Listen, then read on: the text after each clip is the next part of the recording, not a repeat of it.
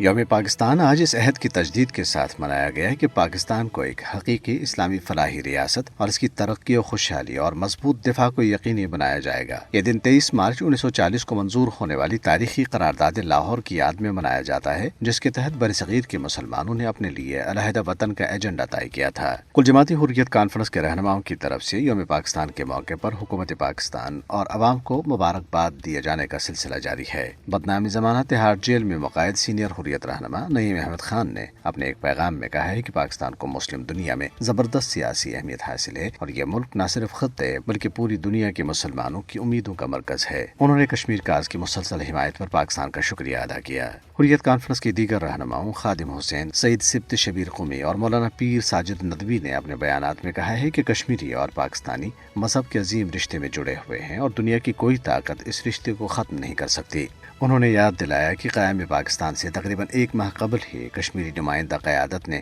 19 جولائی 1947 کو سری نگر میں ایک اجلاس کے دوران الحاق پاکستان کی قرارداد منظور کی تھی۔ اسلام آباد میں کل جماعتی حریت کانفرنس آزاد جموں کشمیر شاخ کے زیر اہتمام آج یوم پاکستان پر منعقدہ سیمینار کے مقررین نے کہا ہے کہ الحاق پاکستان کشمیریوں کا ایک دیرینہ خواب ہے جو ایک روز ضرور پورا ہوگا۔ شاخ کے کنوینر محمود احمد ساگر کی صدارت میں منعقدہ سیمینار میں مقررین نے کہا ہے کہ کشمیری اور پاکستانی مضبوط مذہبی، تاریخی اور ثقافتی رشتوں میں بندھے ہوئے ہیں اور کشمیریوں کی بھارت سے آزادی تحریک پاکستان کا تسلسل ہے۔ انہوں نے پاکستان کے امن و استحکام اور خوشحالی کی دعا کرتے ہوئے کہا ہے کہ ایک مضبوط اور مستحکم پاکستان ہی کشمیر کی آزادی کا ضامن ہے۔ دریں مقبوضہ جموں کشمیر کے لوگوں نے پاکستان کے ساتھ رمضان المبارک کا آغاز کر کے پاکستان کے ساتھ اپنی فطری وابستگی کا ایک بار پھر ثبوت پیش کیا ہے۔ پاکستان کی مرکزی رویت ہلال کمیٹی کی جانب سے رمضان المبارک کا چاند نظر آنے کے اعلان کے بعد ہی پورے مقبوضہ علاقے میں مساجد کے لاؤڈ اسپیکرز کے ذریعے لوگوں کو آگاہ کیا گیا، کیونکہ بیشتر لوگ سو چکے تھے۔ یہ امر قابل ذکر ہے کہ بھارت کی روہت ہلال کمیٹی نے